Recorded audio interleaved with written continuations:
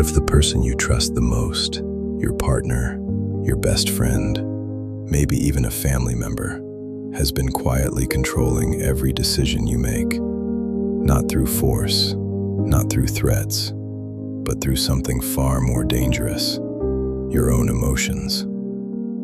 Today I'm going to show you the 7 manipulation tactics narcissists use on the people closest to them. And I promise you, by the end of this video, you will never look at certain behaviors the same way again. Stay with me, because tactic number 4 is the one most people never recover from. Before we get into the tactics, you need to understand something critical.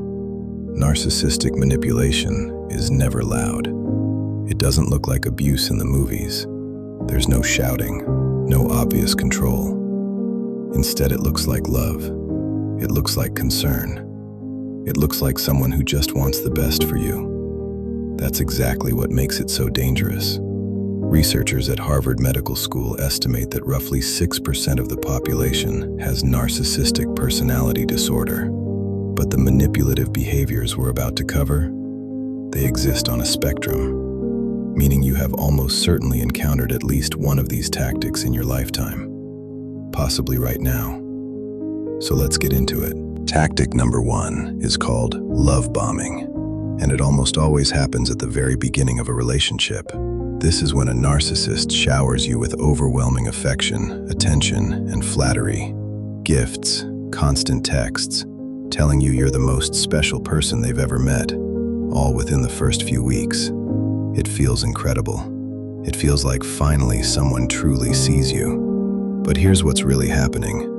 They are making you emotionally dependent on them before you've had time to see who they really are. Think of it like a drug. They give you the highest high you've ever felt, and then slowly they start withdrawing it. And suddenly you find yourself doing anything to get that feeling back. That's not love. That's a trap. Tactic number 2 is gaslighting. This word gets used a lot, but most people don't truly understand how subtle and devastating it really is. Gaslighting is when someone makes you question your own memory, your own perception, your own sanity. It sounds like, that never happened. You're being too sensitive. You're imagining things. Everyone agrees with me, you're the problem. Over time, you stop trusting your own instincts. You start checking with them before forming your own opinions. You apologize for things that were never your fault. And they have complete control. Because a person who doesn't trust themselves will always look to someone else for the truth. Tactic 3 is the silent treatment, and don't let the word silent fool you into thinking this is harmless. When a narcissist goes cold, suddenly stops responding, withdraws all affection, acts like you don't exist, your nervous system goes into a panic. Why? Because human beings are hardwired to fear social rejection. It triggers the same part of the brain as physical pain. The narcissist knows this. They use silence as a weapon to punish you for not doing what they want, without ever having to say a single word. And when they finally come back, you're so relieved that you never even address what actually happened. And this brings us to tactic number 4, the one I warned you about: isolation. This is the tactic most people never recover from, because by the time you realize it's happening, it's already done. Isolation doesn't happen overnight. It happens in small, barely noticeable steps. They make a comment about your friend. I don't think she really has your best interests at heart. They seem upset when you spend time with your family. They need you always, right at the moment you were supposed to meet someone else. 6 months later, you look around and realize the only person left in your life is them. And now, they are your entire world, your only support system, your only source of validation. That is not an accident.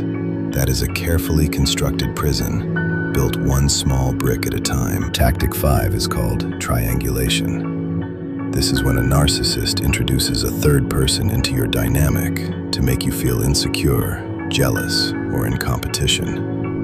It might be an ex they keep mentioning, a coworker who just gets them, someone who apparently thinks they're amazing. The goal is simple: to make you feel like you're never quite enough, never quite secure, always slightly on edge, because an insecure person works harder to please. An insecure person doesn't leave.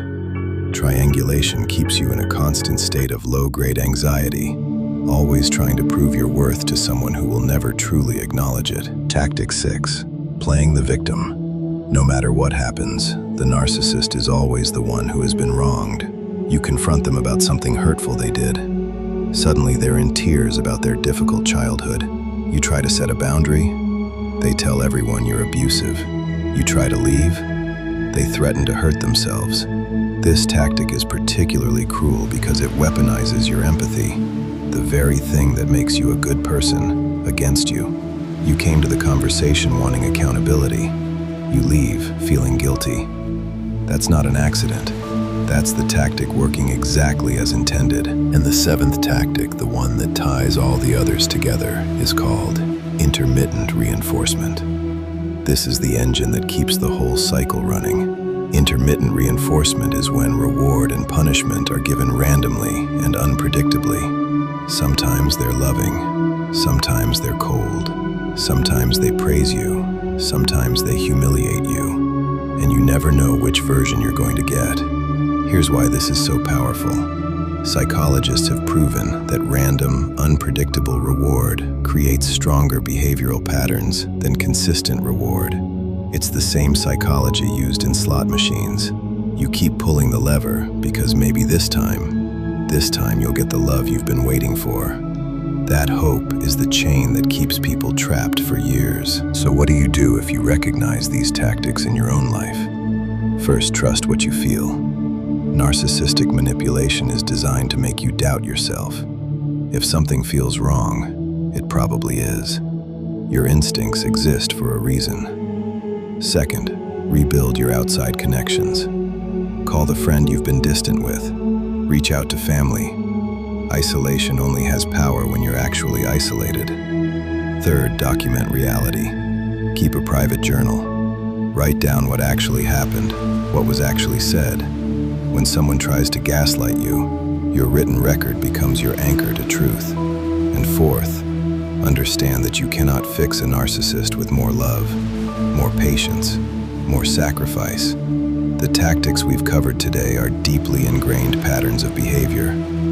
Your job is not to heal them. Your job is to protect yourself. Here's the truth nobody tells you. Recognizing manipulation is not a sign of weakness. It's the first act of strength. Because you cannot protect yourself from something you cannot see. Now you can see it. If this video helped you, or if it made you think of someone you care about, share it with them. It might be the most important thing they watch this year. Subscribe for more dark psychology and human behavior breakdowns every single week. And comment below which of these 7 tactics have you personally experienced. I read every single comment. I'll see you in the next one. Subscribe for more psychology truths.